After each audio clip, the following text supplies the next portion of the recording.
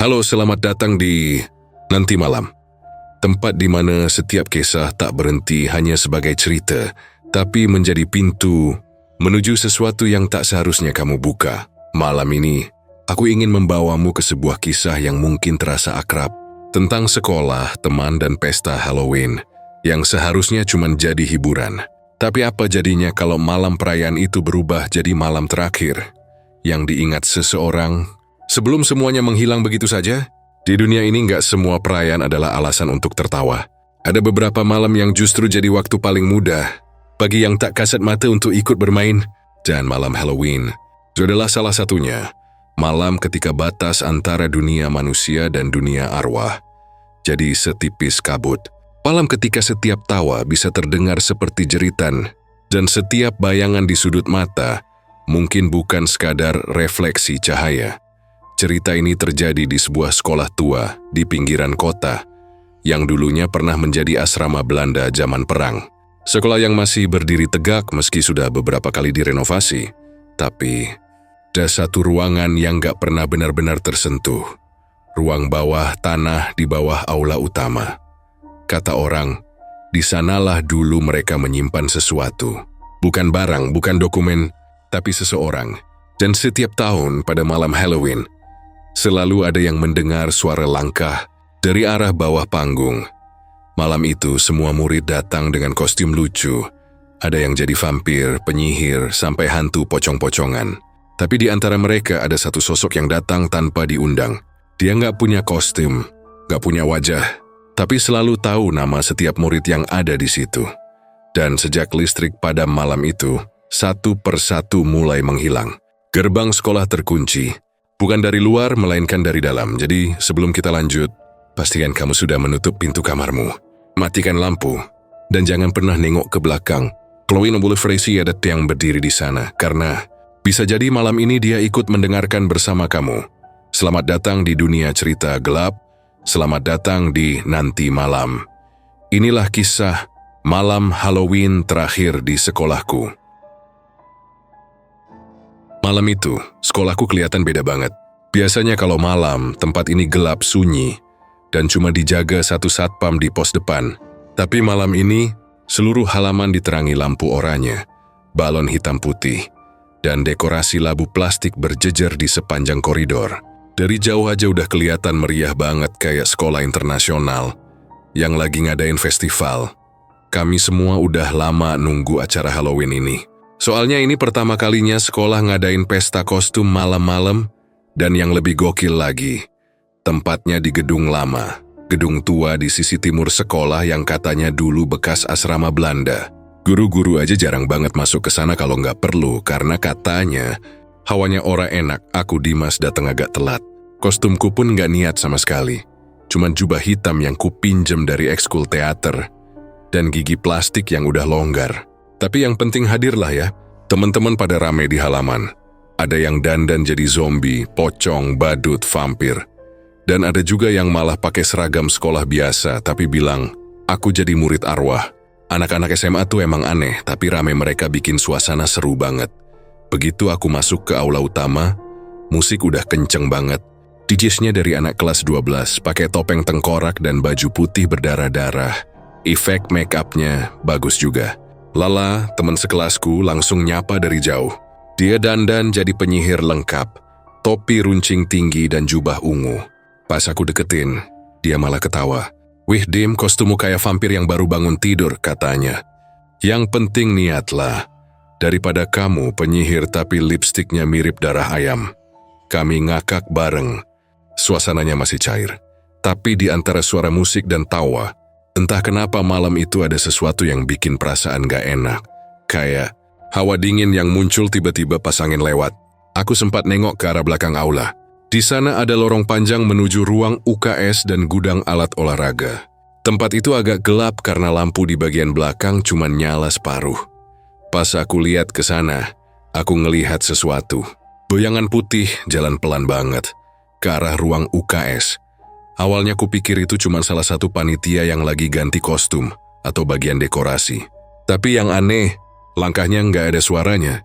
Padahal lantai situ dari kayu tua. Kalau diinjak pasti bunyi krek-krek. Aku sempat merhatiin agak lama, tapi begitu aku kedip sebentar, bayangan itu hilang. Hilang begitu aja kayak nggak pernah ada. Aku langsung garuk kepala. Mungkin cuma halusinasi, pikirku. Tapi entah kenapa badanku tiba-tiba merinding, terutama di tengkuk. Kayak ada yang ngeliatin dari jauh. Aku nyoba nyampur lagi ke kerumunan biar nggak kepikiran. Anak-anak pada seru bikin lomba kostum terbaik. Ada juga yang main Truth or Dare di pojokan aula. Guru piket yang jaga malam itu, Bu Ratna, kelihatan agak was-was tapi masih senyum. Beliau cuma bilang, "Anak-anak, ingat ya, jam 10 acara selesai. Jangan ada yang keluyuran ke gedung belakang." Semua anak cuma iya, Bu, sambil ketawa-ketawa. Sekitar jam 8 lewat, acara makin ramai. Lampu-lampu digelapin, cuma sisa cahaya dari panggung dan lilin labu di tiap meja. Beberapa teman malah iseng main jelangkung kecil di pojokan. Aku cuma geleng kepala, malas banget ikut. Lala sempat nyolek aku dan bilang pelan, "Kowe ngerti ora, Dim? Gedung iki biyen asrama suster-suster Belanda. Katanya salah siji suster sempat mati ning ruang UKS. Sampai saiki, wong-wong kena isi percaya, yen saben malam Halloween, arwahnya nggak tenang." Aku langsung nengok, "Loh, kamu dengar dari siapa?" "Pak Joko, penjaga sekolah. Wingi aku bantu dia mindahin meja, dia cerita banyak." Aku ketawa kecil, "Yaelah lah, itu mah buat nakut-nakutin kamu biar nggak ke belakang." Lala cemberut, "Kowe nggak percaya tuh?" "Enggak lah. Tapi ya, kalau bisa jangan dicoba aja ya." Dia cuma ngangguk tapi ekspresinya kayak masih mikir. Musik berubah jadi pelan, kayak lagu-lagu horor versi remix. Semua lampu ruangan tiba-tiba bergetar kedip-kedip beberapa kali. 1-2 anak mulai teriak iseng, "Wah, hantu Belanda nih." Kami ketawa tapi tiba-tiba bruk, suara keras dari arah lorong belakang. Semua langsung diam, musik berhenti. DJ-nya juga bengong. Aku spontan nengok ke arah lorong tempat aku lihat bayangan tadi. Lampu di sana mati total. Gelap banget. Bu Retna langsung maju. "Anak-anak, tenang ya, mungkin cuman listrik korslet." Beliau jalan ke arah sana bawa senter. Tapi anehnya, pas sinar senternya kena pintu UKS, pintunya kelihatan kebuka sedikit. Padahal tadi sore, sebelum acara, aku sempat lihat Bu Ratna sendiri ngunci pintu itu. Aku masih berdiri di tempat, bingung mau ngapain. Tapi dari arah belakang aula, ada satu anak cowok nyamperin aku. Rian, teman sebangku, bawa HP-nya dengan flashlight nyala. "Dim, kamu lihat Miko nggak? Tadi dia bilang mau ke ruang ganti, tapi kok nggak balik-balik." "Ruang ganti mana?" "Yang di dekat UKS itu loh." Aku langsung kaget. "Serius?" "Iya. Aku udah WA, tapi nggak dibales. Tadi aku sempat lihat bayangan orang lewat ke sana juga." Aku langsung tatap matanya. "Rian, kamu yakin bukan cuma bayangan dekorasi atau anak lain?" Rian geleng pelan. "Enggak, aku yakin. Karena pas aku lihat aku dengar langkah 2 kali, tapi kayak ada yang ngikutin." Kami bertiga, aku, Rian, dan Lala, akhirnya mutusin buat ngecek. Bu Ratna udah balik ke aula, karena katanya sekring sekolah mati. Jadi listrik harus dinyalain dari gardu belakang. Kami nyalain flashlight HP masing-masing dan pelan-pelan jalan ke arah lorong. Langkah kami bergema di lantai kayu yang mulai lembab. Bau debu dan cat tua nyampur, bikin hidung gatal. Pintu UKS masih kebuka sedikit. Aku dorong pelan, bunyi engselnya nyeret panjang, krieke. Lampu di dalam gelap. Kasur periksa rapi, tirai putih tergantung setengah terbuka. Dindingnya dingin dan di pojokan ada cermin besar. Sinar HP ku mantul di situ. Dan aku ngeliat sesuatu. Ada bayangan berdiri di belakangku. Rambutnya panjang banget, tapi mukanya nggak kelihatan jelas. Aku refleks nengok cepet, tapi nggak ada siapa-siapa di belakang. Pas aku lihat lagi ke cermin, bayangan itu udah nggak ada. Tapi, ku yakin tadi aku lihat. "Dim, kenapa?" tanya Lala pelan. Aku cuma geleng, "Nggak apa-apa. Tapi ayo keluar." Kami bertiga mundur pelan-pelan dan pas pintu UKS ketutup kedengeran suara kecil. Kayak bisikan, "Ndang metu." Aku langsung berhenti. Rian juga dengar. "Barusan kamu dengar suara?" tanyanya. Lala jawab cepat, "Dengar." Itu tadi kayak suara perempuan. Kami nggak ngomong apa-apa lagi. Langsung jalan cepat balik ke aula. Begitu sampai, suasana udah agak kacau. Beberapa anak udah mulai panik karena listrik belum juga nyala. Dan HP mereka mulai lowbat. Guru piket nggak kelihatan. Dan yang bikin makin aneh, gerbang depan kelihatan dikunci rapat. Aku tanya ke salah satu panitia, "Pak Joko udah pulang?" Panitia jawab, "Iya, dari jam 7 udah pulang. Katanya biar acara anak-anak santai." Lala langsung nengok ke aku. Loh, terus siapa yang ngunci gerbang? Aku nggak bisa jawab. Rian tiba-tiba nyeletuk. Guys, coba lihat deh. Dia nunjuk ke arah jendela aula. Di luar, kelihatan seseorang berdiri di halaman. Putih pucat, nggak bergerak sama sekali.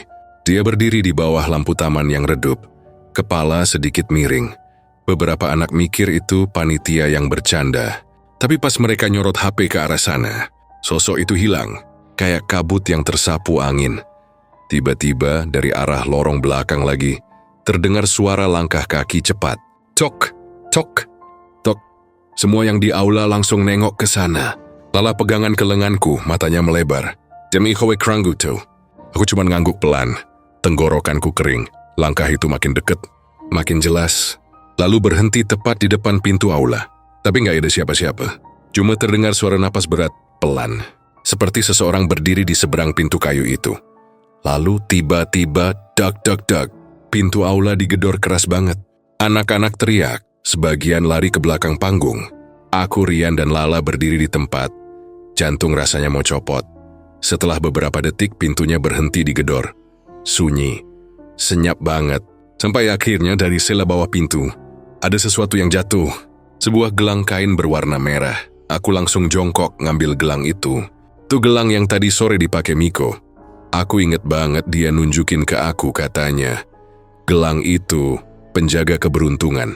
Tanganku gemetar, dan tanpa sadar aku bilang pelan, Miko, kamu di mana? Dari luar pintu, suara napas tadi berubah jadi tawa kecil. Pelan, tapi jelas. Bukan tawa manusia. Dan malam itu aku sadar, pesta Halloween yang kami pikir cuma buat seru-seruan, baru aja berubah jadi sesuatu yang gak akan pernah bisa kami lupain seumur hidup. Sekitar jam 8 malam, suasana di aula sekolah makin ramai. Musik kencang, lampu warna-warni. Anak-anak masih asik tertawa dan joget seadanya di bawah cahaya oranye dari dekorasi labu plastik. Bu Ratna, guru piket malam itu sempat lewat sambil senyum. Meski dari raut wajahnya kelihatan kalau beliau agak capek. Jam 10 acara selesai ya, jangan sampai ada yang nginep, katanya sambil menepuk tangan. Tapi suaranya kalah sama dentuman musik. Kami semua nengakak, mikirnya beliau cuma bercanda. Siapa juga yang mau nginep di sekolah malam-malam gini? Tapi malam itu, candaan itu ternyata bukan sekadar nasihat biasa. Belum sampai sejam setelah Bu Ratna ngomong, tiba-tiba aja, bruk, semua lampu padam. Musik berhenti. Suara riuh tawa berubah jadi jeritan kecil. Campur panik dan kebingungan. Semuanya gelap. Cuma sisa cahaya redup dari HP beberapa anak yang buru-buru nyalain flashlight. Udara yang tadinya hangat tiba-tiba jadi dingin, pengap, dan terasa kayak berhenti bergerak. Aku berdiri di dekat meja snack. Mataku masih belum bisa menyesuaikan dengan gelap. Aduh, mati lampu. Siapa yang iseng sih? Teriak seseorang dari tengah aula. Pasti panitia tuh. Mau bikin suasana horor kali? Sahut yang lain. Masih dengan nada bercanda. Tapi nggak lama, dari arah panggung terdengar suara sesuatu jatuh keras. Brang, beberapa anak cewek langsung teriak. Ada yang lari keluar aula. Ada juga yang justru berdiri diam sambil liatin sekitar dengan wajah pucat. Aku nyalain flashlight HP dan ngelihat Rian di sebelahku. Mukanya agak panik tapi berusaha tenang. Listriknya beneran mati semua ya? Katanya. Aku ngangguk pelan. Kayaknya iya. Gak cuma aula, tapi gedung belakang juga gelap. Dari arah luar aula, beberapa anak panitia udah lari ke pos listrik. Tapi hasilnya nihil. Gak ada yang berani lama-lama di luar karena katanya dari arah lapangan. Belakang kedengeran kayak suara orang nangis. Lala yang sedari tadi berdiri di dekat jendela akhirnya nyamperin kami. Rian, Dimas, kalian lihat Miko nggak? Suaranya kecil tapi nada paniknya kerasa banget. Belum kenal wanitanya aku. Tadi dia bilang mau ambil kostum di ruang ganti. Tapi sampai sekarang nggak balik. Bea juga nggak dibales. Aku langsung saling pandang sama Rian. Perasaanku langsung nggak enak. Ruang ganti itu posisinya di lorong belakang, tepat di samping ruang UKS yang tadi sore sempat aku lihat kebuka. Udah, kamu di sini aja, Lei, kata Rian. Tapi, udah, biar aku sama Dimas aja yang nyari, potong Rian cepat. Tapi Lala geleng kepala keras. Enggak, aku ikut. Nada suaranya tegas, nggak bisa dibantah. Akhirnya kami bertiga mutusin buat nyari Miko. Kami jalan pelan keluar aula. Begitu sampai di koridor, udara langsung beda. Gelapnya bukan sekadar gelap karena mati lampu, tapi gelap yang rasanya berat. dingin dan bikin kulit merinding. Tadi angin gak berhembus sama sekali, tapi tirai jendela goyang pelan. Kayak ada sesuatu yang lewat, tapi gak kelihatan. Rian jalan paling depan sambil nyorot senter HP-nya. Lantai kayu di bawah kami bunyi pelan krek, krek. Setiap kali diinjak, bayangan kami sendiri mantul di dinding, bergoyang-goyang seperti ada yang ngikutin dari belakang. Dim, aku nengok ke Lala. Dia pelan-pelan nunjuk ke lantai. Ada bekas jejak kaki basah. Bentuknya aneh, kecil tapi panjang. Seolah bukan kaki orang dewasa. Bekasnya berujung ke arah ruang UKS. Aku langsung ngerasa jantung berdetak makin cepat. Barusan gak hujan kan? Bisikku.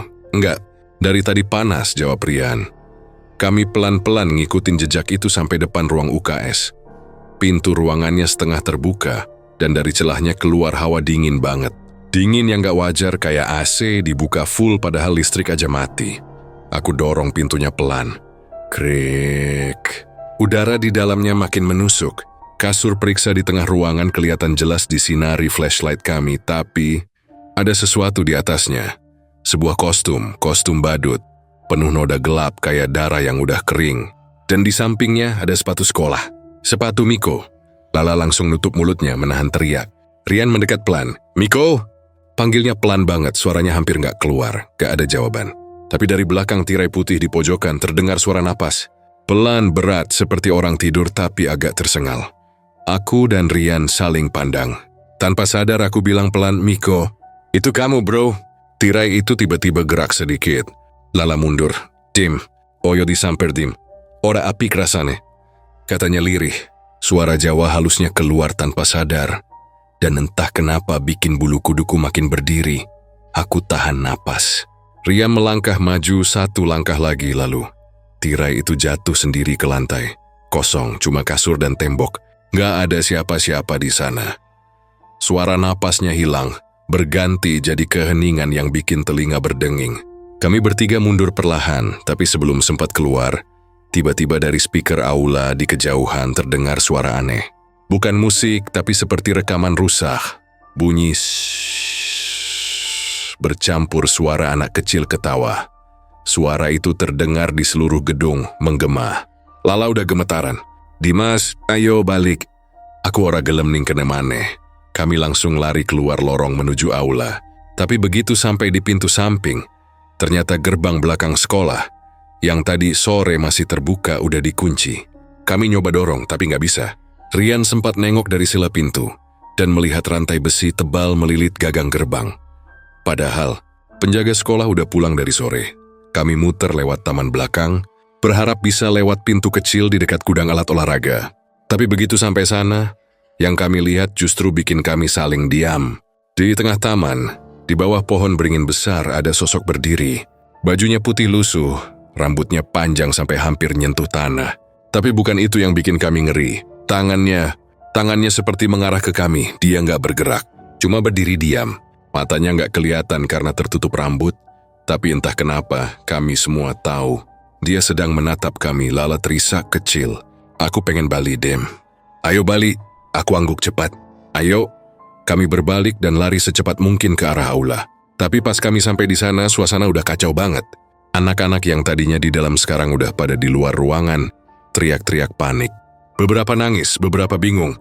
Listriknya nggak mau nyala, teriak salah satu panitia. Bu Ratna kemana? Nggak tahu. Tadi dia ke belakang, belum balik. Aku, Rian, dan Lala saling pandang. Ke belakang, tanya Rian. Jangan-jangan, kau potong cepat. Jangan ngomong apa-apa dulu. Kita kumpulin anak-anak aja dulu. Kami bantu panitia nenangin mereka, tapi suasana udah nggak bisa dikendalikan. Salah satu anak cowok tiba-tiba jatuh pingsan setelah ngelihat sesuatu di cermin aula. Katanya dia lihat bayangan anak perempuan kecil berdiri tepat di belakangnya. Padahal nggak ada siapa-siapa di sana. Waktu terus jalan. HP-ku menunjukkan pukul 9.21 malam. Listrik belum nyala, guru belum balik, penjaga nggak ada, dan Miko belum ketemu. Rian akhirnya ngomong, kalau sampai jam 10 nggak ada siapa-siapa, kita keluar aja lewat pagar depan. Aku setuju. Tapi pas kami cek, pintu depan aula juga udah nggak bisa dibuka. Kayak ada yang ganjel dari luar, udara makin dingin. Cahaya dari flashlight HP kami makin redup. Dan di tengah keheningan itu dari arah panggung aula, kami semua dengar suara seseorang nyanyi pelan. Suaranya kecil kayak suara anak kecil nyanyi lagu pengantar tidur. Nada suaranya datar tapi bikin bulu kuduk merinding. Nanti malam, nanti malam. Suaranya makin keras, makin dekat. Sampai akhirnya, dari balik tirai panggung muncul seseorang. Semua anak langsung mundur. Aku, Rian, dan Lala berdiri di depan. Figur itu melangkah pelan keluar dari balik tirai dan ternyata itu Miko. Tapi bukan Miko yang kami kenal. Matanya kosong, hitam pekat kayak nggak punya bola mata. Kulitnya pucat dan di ujung bibirnya ada noda hitam pekat. Dia senyum. Tapi senyum itu nggak manusiawi. Miko, panggilku pelan. Dia diam. Cuman miringkan kepala pelan. Kayak lagi dengar suara dari tempat lain. Tangannya gemetar, lalu tiba-tiba dia ngomong lirih. Kenapa kalian turun ke bawah? Aku dan Rian langsung saling pandang. Turun ke bawah? Maksudnya kemana? Miko senyum lagi, kali ini lebih lebar. Lalu dia bisik pelan banget ruang bawah tanah. Yang di bawah panggung, tiba-tiba seluruh lampu aula nyala sebentar. Berkedip lalu mati lagi. Dan saat nyala itu aku sempat lihat di belakang Miko, ada sosok lain berdiri. Persis seperti Miko. Tapi wajahnya pucat seperti mayat yang udah lama dikubur. Malam itu kami akhirnya tahu satu hal. Yang membuat gerbang terkunci dari dalam bukan manusia. Dan kami belum tahu apakah Miko yang berdiri di depan kami. Dia masih Miko yang sama seperti tadi siang. Malam itu suasana makin nggak masuk akal. Setelah pintu UKS ketutup sendiri dan suara ketawa itu muncul, suasana jadi kayak berubah total. Tadinya cuma gelap dan sunyi, tapi sekarang hawa di sekitar lorong belakang itu terasa lebih dingin, lembab dan anehnya kayak berbau besi. Lala masih megang tanganku erat-erat. Jari-jarinya dingin banget sampai aku bisa ngerasain getar takutnya. Rian yang dari tadi paling sok berani, tiba-tiba juga mulai diem. Matanya fokus ke pintu UKS yang barusan nutup sendiri itu. Lo denger kan? Suaranya lirih. Aku ngangguk. Iya, suara cewek. Bukan cuma cewek, Lala nambah, suaranya nyaris berbisik. Aku denger kayak ada yang nyeret sesuatu di dalam. Kami bertiga saling tatapan. Nggak ada yang berani ngomong lagi. Suara ketawa itu berhenti, tapi berganti jadi kayak bunyi langkah pelan, gesekan kaki di lantai. Dari dalam UKS, kayak ada yang muter-muter di dalam ruangan, padahal kami yakin tadi nggak ada siapa-siapa. Aku nyalain flashlight dari HP, cahaya putihnya nembus celah bawah pintu. Nggak ada bayangan kaki, cuman lantai kusam dan bekas noda air. Tapi beberapa detik kemudian, aku ngeliat sesuatu yang bikin darahku kayak berhenti ngalir. Di celah pintu itu bayangannya muncul, tapi bentuknya nggak bener. Kakinya kayak nempel di lantai, tapi arahnya kebalik, tumit di depan, jari-jarinya ke belakang. Lala, bisikku pelan banget. Apa? Jangan gerak. Rian langsung mundur selangkah. Udah, jangan di sini, yuk.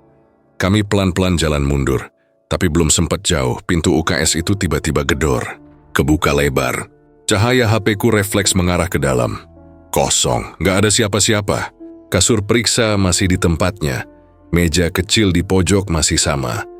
Tapi cermin besar di sisi kanan itu berubah. Cerminnya kayak berkabut dan dari balik kabut itu aku ngeliat seseorang berdiri. Mukanya ketutupan rambut panjang. Bajunya kayak seragam sekolah tapi warnanya pudar banget. Nyaris abu-abu. Tangannya pucat, menggenggam ujung cermin dari dalam dan aku sumpah. Jari-jarinya kelihatan kayak mau keluar dari sana. Aku langsung matiin HP, napasku nggak karuan. Lori! Teriak Lala, kami bertiga kabur secepat mungkin, nggak peduli arah. Lorong belakang itu panjang banget. Dan setiap langkah kaki kami bergema keras di antara tembok tua. Aku bisa ngerasa kayak ada sesuatu yang ngikutin di belakang. Tapi nggak berani nengok. Baru setelah sampai di aula kami berhenti ngos-ngosan. Aula itu sekarang gelap total. Cuma diterangi cahaya dari beberapa HP anak-anak lain yang juga lagi panik. Panitia lagi sibuk cari senter. Beberapa cewek nangis, guru yang tadi masih jaga udah nggak kelihatan. Mana Miko? Tanya seseorang di belakang kami. Kami saling pandang, nggak bisa jawab. Tiba-tiba dari speaker aula yang udah mati sejak listrik padam, kedengeran suara crack. Kayak ada yang nyalain mic. Suara itu kecil, nyaring. Dan setelah beberapa detik, ada bisikan. Tolong. Semua langsung diem. Rian ngeliatin ke arah panggung. Tadi, lu denger nggak? Iya, jawabku pelan. Itu. Suaranya kayak Miko. Kami mendekat ke panggung, tapi makin dekat, makin jelas suara itu terdengar. Tolong aku di sini. Suaranya nyangkut-nyangkut kayak orang sesak napas. Dari balik tirai panggung, ada suara benda jatuh, terus suara langkah tergesa. Aku ngerasa tengkuku dingin banget. Karena entah kenapa bau besi itu muncul lagi, kayak bau darah. Rian buka tirainya pelan-pelan, dan di situ cuma ada properti pentas, drum, kardus, dan beberapa kostum. Tapi di lantai, ada bekas lumpur yang masih basah menuju ke arah pintu belakang panggung. Dia ke sana, bisik Lala. Kami ngikutin jejak itu pelan-pelan. Lorong belakang panggung kecil banget. Di ujungnya ada tangga menurun. Yang aku baru tahu malam itu kalau ternyata di bawah aula ada ruang penyimpanan tua. Lo yakin mau ke bawah? Tanya Rian. Aku mengangguk meskipun jujur dalam hati rasanya pengen kabur aja. Tapi bayangan wajah Miko yang tadi masih sempat ketawa-ketawa waktu pesta bikin aku nggak bisa diem aja. Kami turun pelan-pelan. Tangga kayu itu bunyinya nyeret dan berderit di setiap langkah. Udara di bawah makin dingin, dan cahaya dari HP cuma nyala redup. Di bawah sana ruangan itu kosong. Cuma ada beberapa meja tua, papan tulis patah, dan lemari besi. Tapi yang bikin aneh, di tengah ruangan ada ember besar berisi air. Airnya tenang, tapi permukaannya agak keruh. Aku ngeliat ke dalam dan di situ, bayanganku sendiri kelihatan. Tapi yang aneh, bayanganku senyum. Kuno nggak, Lala, Rian, kalian lihat ini nggak? Mereka nyamperin. Tapi begitu mereka ngeliat, ekspresi mereka langsung berubah. Mas Ojon delok terus, kata Lala pelan. Aja diteruske. Nada bicaranya berubah, setengah lirih, setengah kayak orang ngelamun. Ku belum sempet nanya maksudnya apa. Tiba-tiba air di ember itu bergetar, kayak ada yang nyentuh dari bawah. Getarannya makin kuat sampai airnya tumpah sedikit.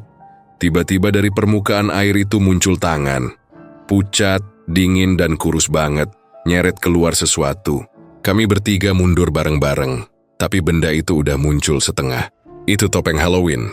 Topeng yang tadi dipakai Miko. Rian langsung nyorot HP ke ember itu. Tapi pas cahayanya kena, tangan itu hilang. Cuman air yang masih beriak pelan. Kami semua diem. Sunyi banget, cuman kedengeran suara jantung sendiri. Aku rasa kita harus keluar dari sini, kataku akhirnya.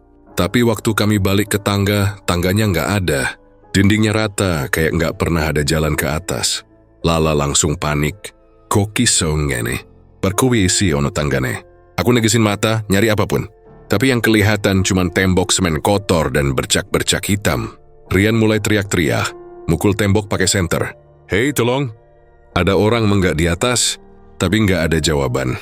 Dari arah belakang tiba-tiba kedengeran langkah kaki lagi. Pelan tapi berat. Langkah itu berhenti di dekat lemari besi. Kami bertiga refleks ngarahin flashlight ke sana.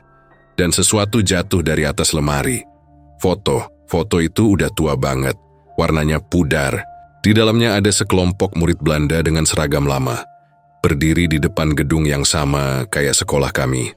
Tapi di barisan belakang ada sosok yang wajahnya kabur. Kayak sengaja dihapus. Di balik foto itu ada tulisan tangan. Dia masih di sini. Lala langsung lemas, Rian mundur sambil maki. Dan aku ngerasa kayak udara di ruangan itu makin berat. Dari balik lemari ada suara pelan, baik seperti orang menangis. Suara cewek serak sama persis kayak yang di UKS tadi. Lala nutup telinganya. Wis ayo longga. Aku ora kuat iki. Tapi sebelum kami sempat kabur, lampu di langit-langit tiba-tiba nyala sendiri. Cuma satu bohlam redup yang bergetar, dan di bawah sinarnya ada seseorang berdiri. Sosok cewek. Rambut panjang nutupin muka, seragam putih abu-abu yang udah kotor. Basah di bagian bawahnya, kayak habis direndam air. Dia pelan-pelan nengok ke arah kami, dan di matanya ada sesuatu yang aneh. Bukan pupil, tapi lubang hitam besar, dalam kayak nggak ada dasarnya. Kami semua beku. Sosok itu jalan maju pelan tapi langkahnya pasti. Tiap kali kakinya nyentuh lantai, terdengar bunyi celepuk. Kayak kaki basah nginjak air. Rian dorong aku. Lari, Dim. Sekarang, kami kabur ke arah seberang ruangan, tapi dinding di sana juga buntu. Nggak ada pintu, nggak ada jalan keluar. Cewek itu makin deket. Lala udah nangis, suaranya gemetar banget. Aku pengen bali, Dim. Aku nggak tahu harus gimana. Tapi tiba-tiba, cahaya HP-ku ngarah ke satu titik. Di pojok ruangan ada lubang kecil di lantai, kayak ventilasi tua. Ke sana lewat situ. Kami bertiga ngesot masuk ke lubang itu satu-satu. Sempit banget sampai hampir nggak bisa napas. Di belakang kami, suara langkah cewek itu makin keras, makin cepet, sampai akhirnya berhenti tepat di belakangku. Aku bisa ngerasain hembusan napas dingin di tengkuku. Aku dorong Lala biar cepat, terus Rian di belakangku juga maksa maju. Begitu kami semua berhasil keluar ke ruang gudang di belakang sekolah, aku langsung banting tutup ventilasi itu. Sunyi.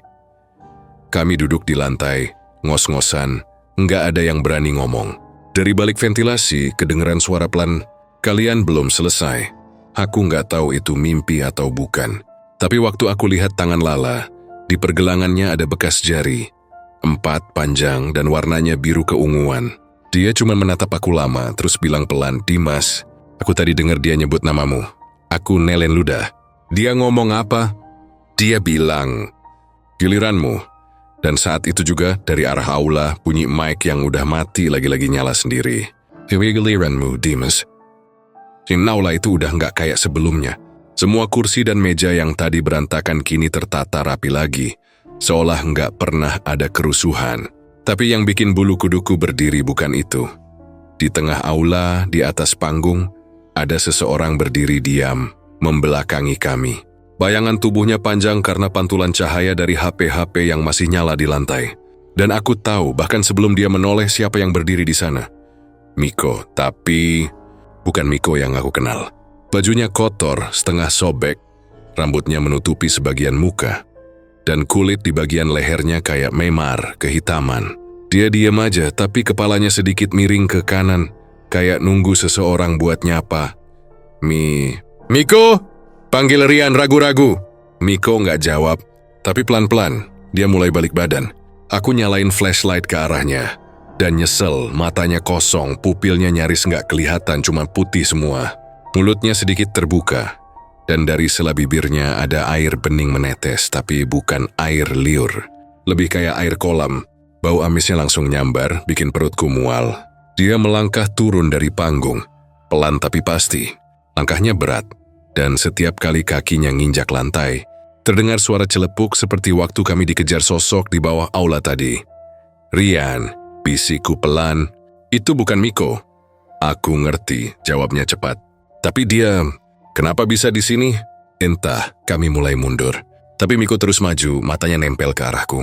Dia nyengir kecil, dan suaranya keluar pelan, parau, kayak seseorang yang tenggelam lama lalu baru bisa bicara. "Dimas, giliranmu." Suara itu sama, persis kayak dari mic aula tadi.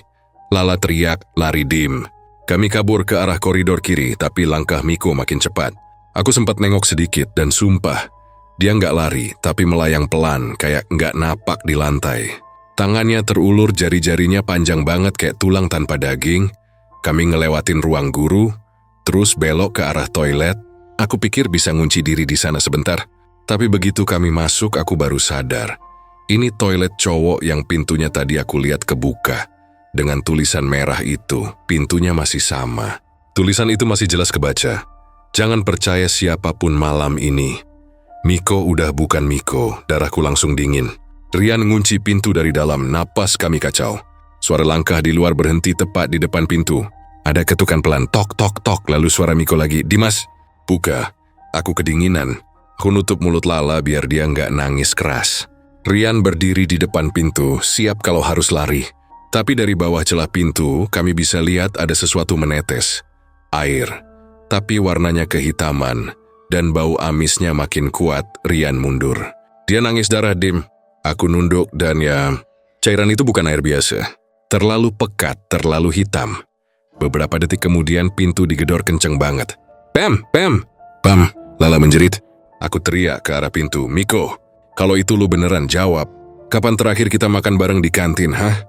Nggak ada jawaban. Cuma suara seretan kuku di kayu pintu, panjang, melengking. Krik. Kami semua nahan napas. Lalu tiba-tiba semuanya berhenti. Nggak ada suara, sepi. Setelah nunggu sekitar semenit, Rian nekat ngintip dari celah pintu. "Udah nggak ada siapa-siapa," katanya pelan. Kami keluar dengan hati-hati. Koridor kosong, tapi ada bekas air basah di lantai, memanjang ke arah tangga atas. Kami ikutin jejak itu pelan-pelan. Tangga menuju lantai 2 sekolah gelap total, cuma diterangi sedikit cahaya dari HP-ku yang baterainya tinggal 10%. Di lantai 2, suasananya beda. Udara lebih pengap, dan setiap langkah kaki kami kayak bergema panjang. Dinding-dindingnya penuh coretan-coretan aneh, kayak tulisan Latin tapi acak. Ada yang nulis kembalikan dia di tembok pakai cat merah pudar. Lala berbisik, "Iki sopo sing nulis yo?" Aku nggak jawab, cuma jalan terus. Tapi di dalam hati aku ngerasa tulisan itu bukan sekadar iseng. Kayak ada yang pengen ngomong sesuatu tapi nggak bisa lewat cara biasa. Kami akhirnya sampai di depan ruang arsip, ruangan yang udah lama dikunci. Tapi malam itu, pintunya kebuka sedikit, dan di dalamnya kelihatan remang cahaya lilin kecil. "Ada orang?" tanya Rian. Aku maju duluan, dorong pintunya pelan. Ruang arsip itu penuh lemari besi tua dan kertas-kertas berserakan. Bau Pak menusuk hidung. Di meja tengah ada buku besar terbuka. Kertasnya kuning tua, kayak buku catatan dari zaman Belanda. Di sampingnya ada lilin yang masih menyala setengah. Aku mendekat, baca halaman yang terbuka itu. Tulisan tangan rapi tapi agak miring. Catatan Kepala Asrama 31 Oktober 1939. Aku lanjut baca pelan. Telah terjadi kejadian tak diinginkan. Salah satu murid perempuan bernama Linde van der Meer ditemukan tenggelam di sumur belakang aula. Namun setelah jenazahnya diangkat, matanya terbuka lebar. Dan dari mulutnya keluar air hitam. Sejak malam itu, beberapa murid mengaku mendengar tangis dari ruang bawah tanah. Kami memutuskan Rian menutup ruangan itu dan menyegel pintu sumur. Aku berhenti. Lala ngeremas lenganku. "Sumur? Tim sumur belakang aula itu masih ada, kan?" Aku mengangguk pelan.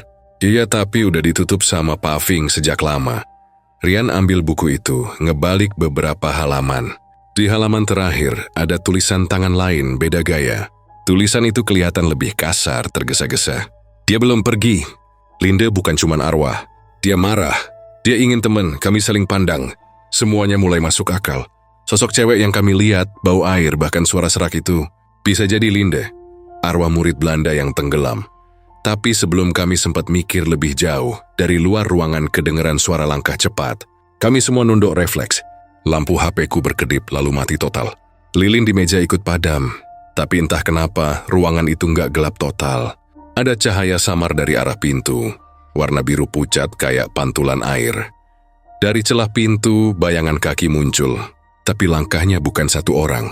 Banyak, seolah ada belasan orang jalan bareng-bareng. Suaranya nggak sinkron, kayak langkah mayat hidup yang diseret. Kami mundur pelan-pelan. Tiba-tiba pintu kebuka sendiri. Dan dari sana muncul beberapa sosok, seragam sekolah abu-abu putih, basah kuyup, mukanya pucat, matanya kosong. Mereka jalan tanpa suara, kecuali bunyi air yang netes dari pakaian mereka. Lala langsung berbisik, "Astagfirullah, Dim, iki opo?" Aku cuma bisa narik dia mundur. Rian ngambil kayu dari pojok ruangan buat jaga-jaga. Tapi sosok-sosok itu nggak langsung nyerang. Mereka cuma berdiri di depan pintu. Diam sambil ngarahin pandangan ke arah kami. Tiba-tiba dari belakang mereka muncul satu sosok lain, Miko. Tapi kali ini dia senyum, dan dari matanya keluar air hitam netes ke pipi. Dia angkat tangan dan semua sosok itu jalan bareng-bareng ke arah kami. Kami panik. Ku ambil buku catatan tadi, terus dorong Lala dan Rian keluar lewat jendela belakang ruang arsip yang kacanya udah pecah separuh. Kami lompat ke bawah, untungnya cuma setinggi 1 lantai. Tapi begitu kami nyampe tanah, air nets dari atap banyak banget. Padahal nggak hujan, aku buka buku itu di halaman tengah. Ada gambar simbol aneh kayak segitiga dengan lingkaran di tengahnya. Di bawahnya tertulis simbol pengikat. "Jangan hancurkan segelnya." Aku ngerasa pusing banget. Semua kejadian malam ini kayak muter tanpa arah. Tapi saat aku mau nutup buku itu, aku ngeliat tulisan tambahan di pojok bawah halaman. Kayak ditulis pakai tinta baru. Tapi kalau segel tetap dibiarkan, dia akan mencari pengganti. "Pengganti?" Gumamku. Rian ngerampas bukunya, matanya tajam. "Dimas, jangan bilang itu maksudnya lo." Aku diem. Karena sejak dari bawah aula tadi, semua suara dari mic, dari sosok di air, bahkan dari mulut Miko, selalu nyebut namaku. Dari arah aula tiba-tiba ada teriakan. Suara panitia. Kami lari ke sana tapi aula udah kosong. Di tengah lantai cuma ada genangan air hitam yang melingkar. Dan di atasnya melayang kertas kecil yang tulisannya mulai pudar. Aku udah dapetin teman, tulisnya. Aku ngerasa sesak napas. Lala mulai nangis. Rian melempar buku catatan itu ke lantai. Tapi anehnya, begitu buku itu jatuh, lantai di bawah kami bergetar. Kayak ada sesuatu di bawah sana yang bangun. Dari arah sumur belakang, yang katanya udah tertutup paving, tiba-tiba terdengar suara pluk, pluk, pluk, kayak air yang mendidih. Kami semua langsung lari ke arah gerbang, tapi saat kami nyampe, rantai gerbangnya udah dikunci rapet.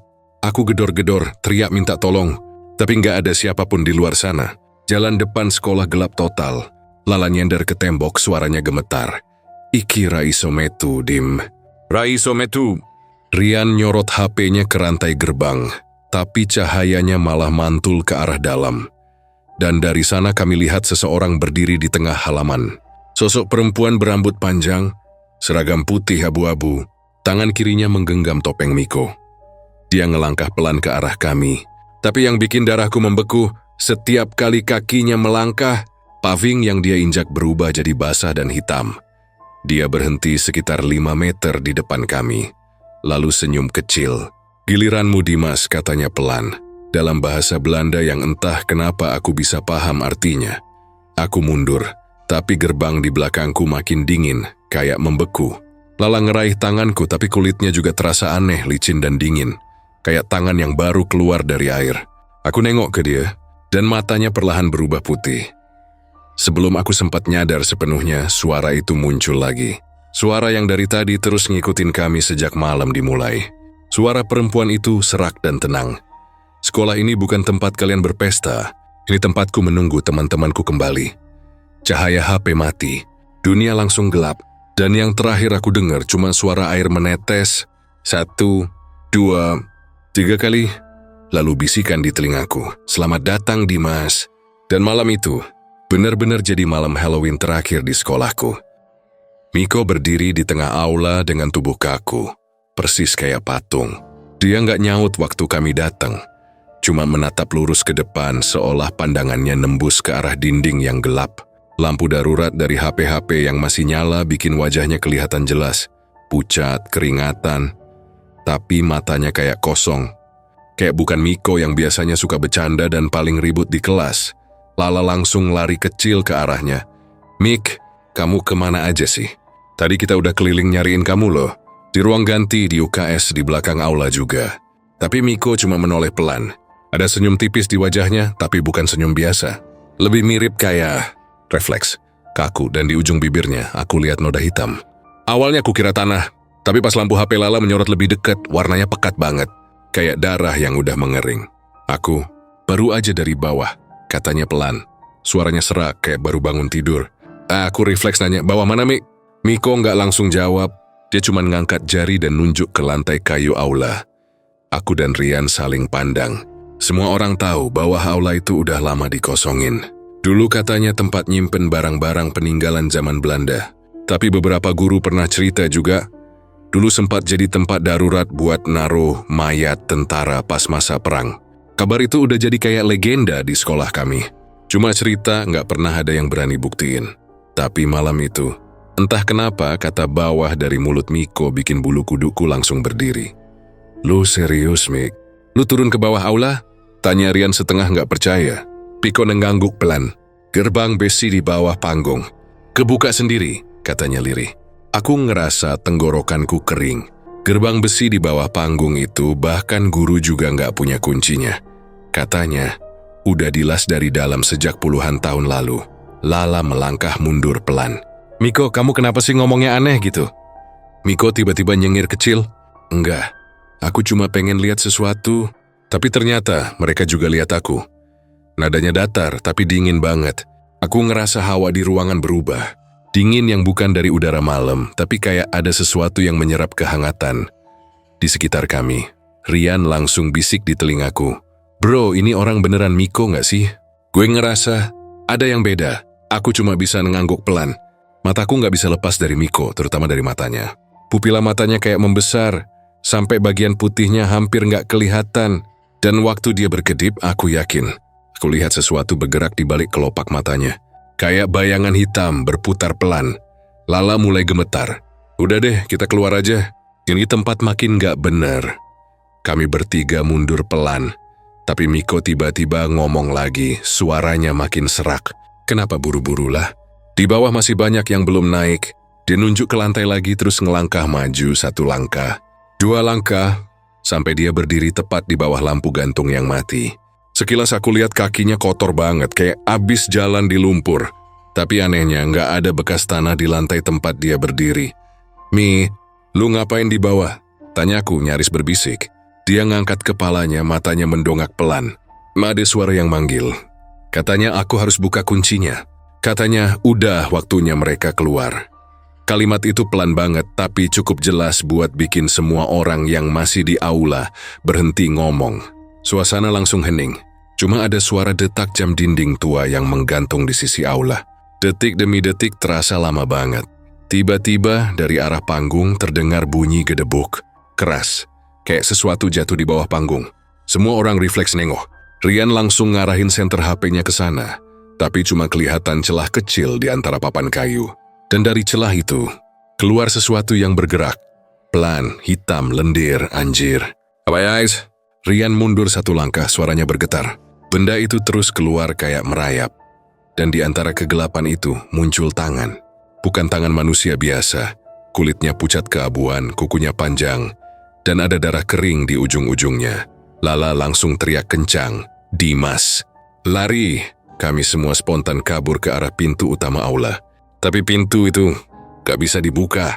Aku tarik sekuat tenaga, tapi kayak ada sesuatu yang ngunci dari luar. Or mungkin dari dalam. Rian nekan-nekan gagang pintu sambil maki.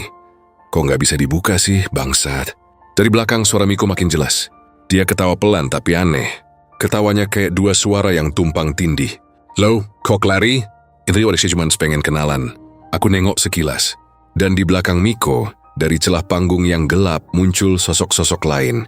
1, 2, 3, semuanya merangkak keluar dengan gerakan lambat. Punggung mereka bungkuk. Dan wajahnya kayak terbalik, dagu di atas, mata di bawah. Bau busuk mulai memenuhi udara. Campuran antara tanah lembab, darah, dan sesuatu yang udah lama membusuk. Aku dorong pintu lagi sekuat tenaga. Lala, bantuin. Kami bertiga nekan bareng dan akhirnya pintu kebuka sedikit. Tapi sebelum sempat keluar, aku dengar Miko ngomong. Suaranya menggema di aula yang gelap. Dimas, kowe ora isu ninggal kene. Nada bahasanya halus tapi ngeri. Kayak bisikan dari dalam mimpi buruk. Aku nengok spontan dan di matanya aku lihat. Wajahku sendiri beneran kayak refleksi tapi bukan dari kaca. Dari matanya, Lala narik tanganku. Jangan lihat, Dim, jangan. Kami berhasil keluar dari aula. Lari ke arah koridor, napas ngos-ngosan. Suara langkah kaki dari belakang kayak ngikutin kami. Tapi makin lama, makin jauh. Atau mungkin makin dekat tapi tanpa suara. HP-ku udah mau habis baterai. Layar nyala tinggal 5%. Kami nyari tempat aman. Akhirnya mutusin ngumpet di ruang guru. Begitu kami masuk, Lala langsung nutup pintu dan ngunci. Gila, itu tadi apaan? Itu bukan Miko, katanya sambil gemetar. Rian duduk di lantai, keringetan. Gue ngeliat matanya, bro. Kayak ada sesuatu hidup di dalam situ. Aku diam aja. Otakku masih muter mikirin kata-kata Miko tadi. Udah waktunya mereka keluar. Mereka siapa? Ruang guru terasa lebih gelap daripada biasanya. Di dinding, ada papan pengumuman, meja, berserakan kertas, dan di sudut ruangan aku lihat kalender tua yang belum diganti dari tahun lalu. Tanggalnya berhenti di 31 Oktober, sama kayak malam ini. Tiba-tiba, sesuatu di atas lemari jatuh. Suara brak, kenceng banget bikin kami bertiga langsung lompat. Pas aku senter ke arah atas, aku lihat sebuah buku tua jatuh kebuka di halaman tengah. Tulisannya pudar tapi masih bisa kebaca. Catatan Kepala Sekolah 1952.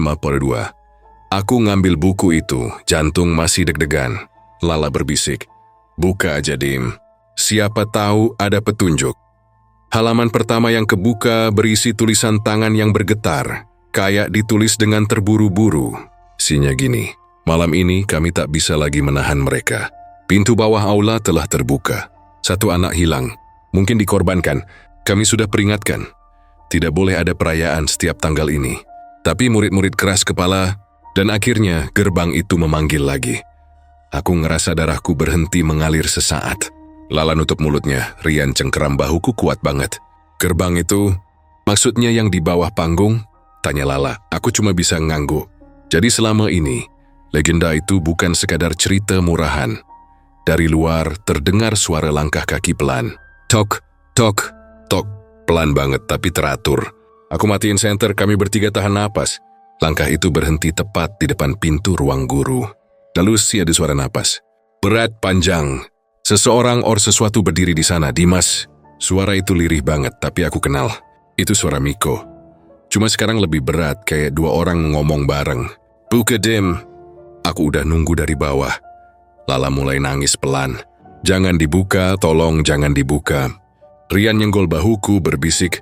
Kalau dia tahu kita di sini kita habis, bro. Aku cuma bisa ngangguk pelan. Tapi tiba-tiba, gagang pintu bergerak, klek pelan banget. Ku tahan napas.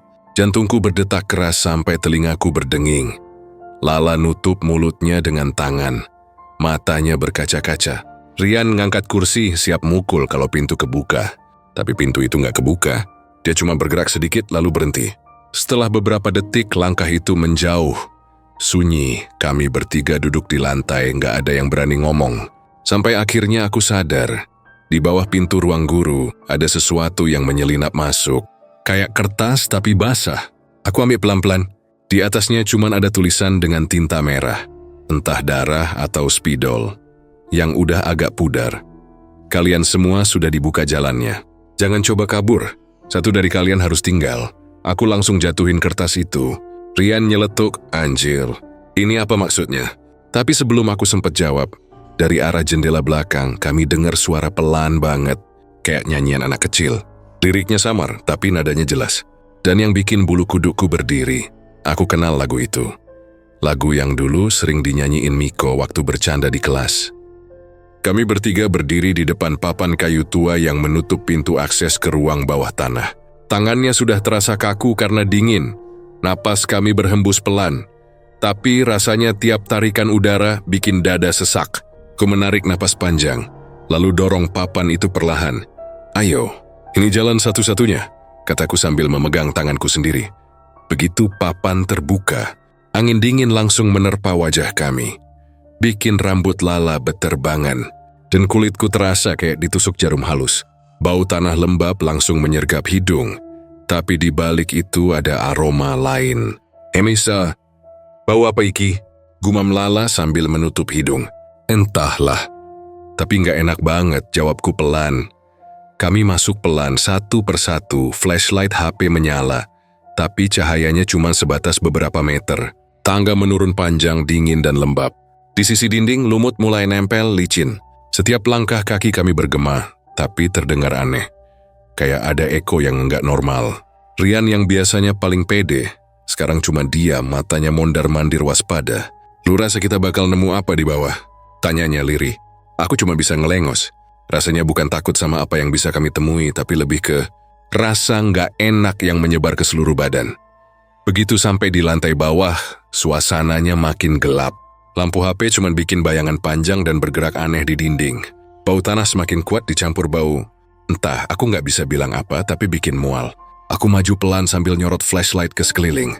Dinding-dindingnya basah, beberapa coretan terlihat samar. Angka 31 ditulis berulang kali, pakai tinta hitam, merah, bahkan ada yang kayak digores pakai kuku. Aku nyengir ngeri, 31. Ini tanggal Halloween. Rian nggak jawab, cuma melangkah pelan sambil megang senter lebih kuat. Di pojok ruangan, aku lihat sesuatu yang bikin aku berhenti. Kostum badut.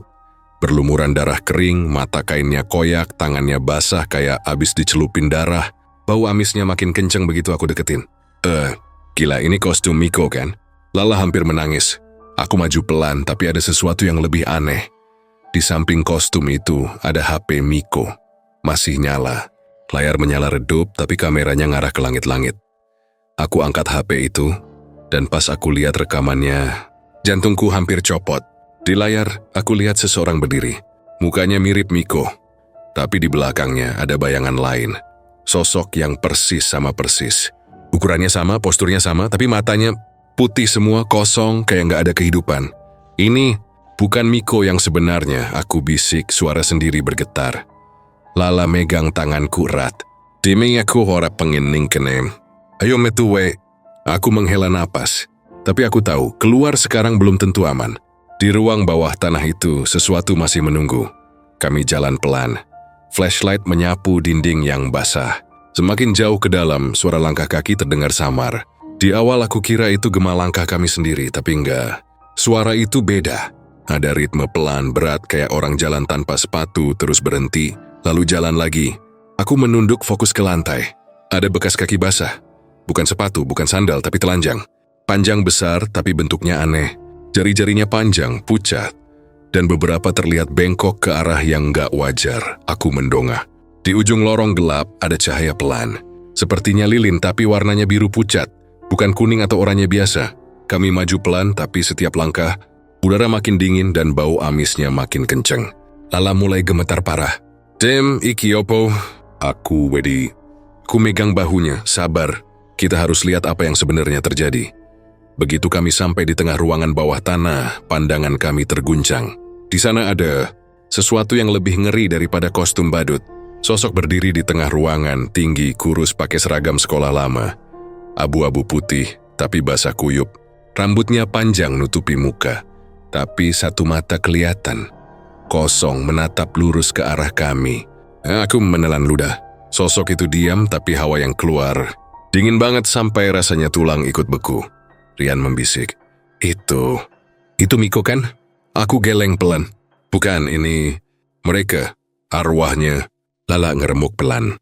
Aku bisa dengar napasnya berat. Kami refleks mundur, tapi tiba-tiba HP Miko yang ada di pojok berdentang keras. Layar menampilkan rekaman baru.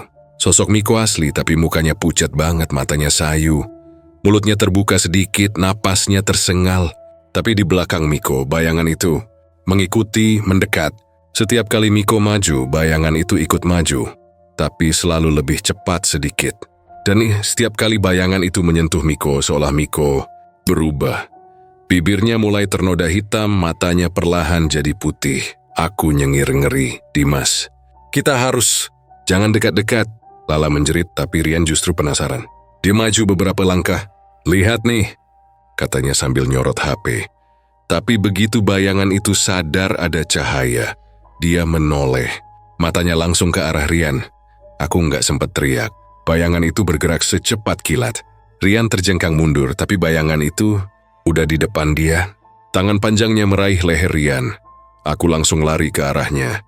Tapi bayangan itu tiba-tiba hilang. Hanya Rian yang jatuh ke lantai, napas ngos-ngosan. Bro, lo okay? Aku teriak sambil bantuin dia berdiri. Rian cuma bisa goleng, matanya lebar banget, ngeri.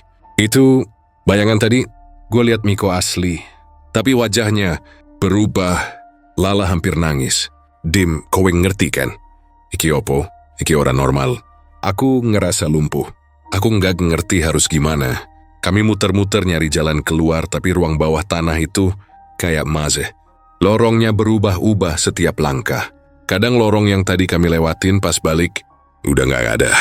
Aku mulai panik. Ini bukan sekadar ruang bawah tanah biasa. Kita terjebak. Di salah satu sudut aku nemu pintu kecil. Kayaknya lemari atau gudang tua. Tapi ada bekas tangan basah di kayu. Aku buka pelan-pelan. Di dalam ada kotak kayu tua. Saat aku buka, isinya buku catatan lagi, tapi beda dari yang sebelumnya. Tulisan tangan ini lebih rapi, tapi dingin. Halaman pertama. Setiap tanggal 31 Oktober mereka bangkit. Satu yang masuk akan diganti. Jangan percaya temanmu. Jangan percaya Miko. Mereka mencari pengganti. Dan malam ini terpilihlah seorang. Aku membaca sambil menelan ludah. Lala gemetar di sebelahku, Rian cuma diam. Matanya terus lihat ke lorong. Aku sadar. Buku itu bilang mereka cari pengganti. Dan yang terakhir disebut nama. Aku langsung nutup buku. Tapi suara dari lorong bikin kami semua berhenti. Pelan tapi jelas, Dimas, waktumu, Wisteka. Aku ngerasa udara di sekitar makin berat. Gelap makin pekat, tapi cahaya HP kami cuma sekedip-sekedip. Di lantai bawah, air mulai netes dari langit-langit. Tapi bukan air biasa. Gelap, pekat, dan berbau amis. Aku melangkah mundur, tapi tanah di bawah kaki terasa bergerak, kayak ada sesuatu yang hidup di bawah lantai. Lala berbisik panik, "Dim, aku ora kuat. Kita kudu metu saiki." Aku menelan ludah, tapi sebelum aku sempat jawab, bayangan muncul lagi di ujung lorong. Sosoknya panjang, tinggi, dan matanya putih semua. Dan yang bikin bulu kuduku berdiri. Sosok itu menggenggam topeng Miko aku, Lala, dan Rian cuma bisa diam. Napas tercekat. Bayangan itu mulai melangkah pelan ke arah kami. Setiap langkah, tanah di bawah kami ikut bergetar. Aku sadar satu hal. Ruang bawah tanah ini bukan cuma tempat rahasia, tapi perangkap. Dan malam ini, dia memilih kami. Sebelum kami sempat lari, dari balik bayangan terdengar suara serak yang familiar. "Selamat datang, pengganti baru." Dan aku sadar, malam Halloween terakhir di sekolah kami belum selesai. Malam itu adalah malam yang gak bakal aku lupain seumur hidupku. Kami kira semua udah berakhir. Setelah nemuin kebenaran aneh di ruang bawah tanah, kami cuma pengen satu hal, keluar dari sekolah itu secepat mungkin. Tapi ternyata semuanya malah makin aneh. Pas kami naik lagi ke aula, Miko udah gak ada di sana. Lampu masih padam, dan suasananya hening banget, cuma ada bunyi tetesan air dari genteng bocor di pojokan. Lala mulai gemetar. Dia megang lenganku erat banget sampai kukunya hampir nyakitin kulitku. "Dia kemana, Dim?" Suaranya pelan tapi penuh takut. Kudi nggak bisa jawab. Rian langsung lari ke arah pintu depan, narik gagang pintu besi gerbang utama dengan paksa. Tapi hasilnya nihil. Pintu itu kekunci rapat dan anehnya, dari dalam. Padahal kami semua ada di dalam. Siapa yang bisa ngunci dari sisi kami sendiri? Aku coba bantu dorong bareng Rian, tapi tetap aja nggak bergerak. Lala mulai nangis pelan. "Aku pengen pulang, aku pengen keluar," katanya sambil nutup muka. Aku berusaha tenang, tapi di dalam hatiku jujur aja, aku juga takut banget. Sekolah itu sekarang kayak bukan sekolah lagi. Gelap, dingin, dan terasa kayak ada yang ngintip dari tiap sudut. Angin dari jendela pecah di koridor belakang masuk, bikin tirai putih bergoyang pelan. Suaranya nyeret-nyeret di lantai, kayak langkah kaki kecil. Rian tiba-tiba nunjuk ke arah halaman luar. "Dim, lihat deh," katanya dengan suara serak. Dari celah jendela, kami bisa lihat bayangan beberapa anak di halaman sekolah. Mereka berdiri berjejer, ngadep ke arah aula. Aku kira itu anak-anak lain yang belum pulang. Tapi pas mereka mulai nyanyi, suara itu bikin darahku dingin. Lagu anak-anak tapi nadanya fals, sumbang, dan nyeret. Balongku ada 5, rupa-rupa warnanya. Liriknya kedengeran aneh, terpotong-potong kayak kaset rusak. Lala langsung mundur sambil nutup telinganya. Aku bisa ngerasa bulu kuduku berdiri, karena suara itu nggak kayak manusia yang nyanyi. Nada suaranya datar tanpa emosi, dan dari kejauhan aku bisa lihat satu di antara mereka. Wajahnya mirip Miko. "Rian, itu Miko kan?" Kataku pelan. Rian nggak jawab. Dia cuma melotot, matanya lebar, napasnya ngos-ngosan. "Dim, itu bukan Miko." Mukanya aneh banget, bisiknya. Kami mundur perlahan, nggak berani deket jendela lagi. Suara lagu itu makin pelan tapi makin jelas di telinga. Kayak mereka nyanyi di dalam kepalaku. Tiba-tiba, lampu sekolah semua nyala bareng. Aku sampai nutup mata karena silau. Aula yang tadinya gelap berubah terang, tapi yang bikin kami semua tambah bingung. Sekarang suasananya udah beda banget. Meja-meja pesta udah disingkirin. Balon-balon kempes dan labu-labu plastik yang tadi masih menyala sekarang udah layu dan berdebu, kayak udah lama nggak disentuh. Di tengah aula, berdiri seseorang. Seorang pria dengan kemeja putih dan celana panjang abu-abu. "Guru piket, lo kalian ngapain di sini?" Suaranya datar tapi terdengar lega. "Acara udah selesai dari tadi malam." Aku langsung maju. "Pak, tadi malam? Ini kan masih malam Halloween. Kami belum pulang karena listrik padam, Pak." Guru itu ngelihat kami satu-satu, mukanya bingung. "Halloween? Sekarang udah tanggal 1 November, nak. Kalian hilang semalam. Orang tua kalian udah laporan." Jantungku langsung serasa berhenti berdetak. Aku ngeliat ke arah Lala dan Rian, tapi mereka juga sama kagetnya. "Pak, nggak mungkin," kataku. "Kami baru aja nemuin Miko, terus..." Guru itu langsung potong. "Miko siapa?" "Temen kami, Pak. Dia ikut acara juga tadi malam." Guru itu diem lama banget, lalu jawabnya pelan. "Anak yang kamu maksud itu udah meninggal 2 tahun lalu. Dia kecelakaan di sekolah ini. Jatuh di ruang bawah panggung waktu latihan acara Halloween." Aku ngerasa lututku lemes. Rian sampai pegangan meja buat nggak jatuh. Lala langsung nangis keras, suaranya pecah. "Pak, jangan bercanda, Pak. Kami barusan ngobrol sama dia. Kami lihat dia sendiri." Guru itu cuma geleng, mukanya serius banget. Saya nggak bercanda, nak. Kami bahkan udah nutup ruang bawah tanah itu sejak kejadian. Kuncinya ada di kantor kepala sekolah. Aku langsung nengok ke arah panggung. Di bawah sana, tempat Miko bilang aku baru aja dari bawah. Dengan pelan aku jalan ke arah sana. Rian nyoba nahan aku, tapi aku terus maju. Cahaya lampu neon di atas panggung berkelip-kelip, bikin bayangan jatuh di lantai. Aku bungkuk, ngeliat ke bawah panggung ke arah papan kayu yang tadi kami buka. Tapi sekarang papan itu udah tertutup rapat dan dipaku dari luar. Kayak nggak pernah dibuka sama sekali. Tapi di situ, di kaca jendela aula yang menghadap ke arah panggung, aku ngeliatnya jelas banget. Bayangan Miko berdiri di bawah sana. Wajahnya pucat, matanya hitam, dan senyumnya lebar banget sampai hampir nyentuh telinga. Di tangannya dia megang sesuatu. Sebuah kunci besar berkarat yang sama persis kayak kunci gerbang sekolah. Dia ngelambai pelan ke arahku. "Metalu dim." Suaranya samar banget, tapi aku bisa denger. Kayak bisikan di belakang kuping. Aku langsung mundur, tapi tiba-tiba pintu aula kebanting nutup dengan keras. "Prisma!" Lala teriak. Rian langsung nyalain senter HP. Lampu aula mati lagi, semuanya gelap total. Suara angin berhenti, udara jadi pengap banget. Kami bertiga pegangan tangan, nggak tahu harus ngapain. Dari bawah panggung, kedengeran suara gesekan pelan. Kayak ada yang nyerit sesuatu berat di lantai. Lalu, bunyi ketukan 3 kali. Tok, tok, tok. Aku memberanikan diri jalan beberapa langkah. Masih pegang flashlight HP. Tapi pas cahayanya nyorot ke arah papan kayu bawah panggung, papan itu udah kebuka sedikit. Dan di sela-selanya aku ngeliat sesuatu yang bergerak pelan. Jari, pucat, panjang, kuku hitam. Mendorong papan itu dari bawah. "Lari!" Aku teriak sekuat-kuatnya. Kami bertiga langsung kabur ke arah pintu belakang, tapi tetap aja terkunci. Rian nekat mukul-mukul gagang pintu pakai besi. Lala histeris nangis nggak berhenti-berhenti. Aku cuma bisa lihat ke belakang. Papan bawah panggung itu kebuka makin lebar. Dan dari dalamnya keluar asap putih tebal kayak kabut. Lalu bayangan Miko muncul setengah badan. Wajahnya datar, tapi matanya kosong banget. "Kalian ikut aku," katanya pelan, suaranya serak banget. Aku ngerasa waktu berhenti.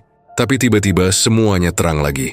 Kayak ada cahaya kuat banget nyorot dari jendela. Aku nutup mata dan pas buka lagi, kami udah di luar sekolah. Dingin banget dan fajar mulai kelihatan di ufuk timur.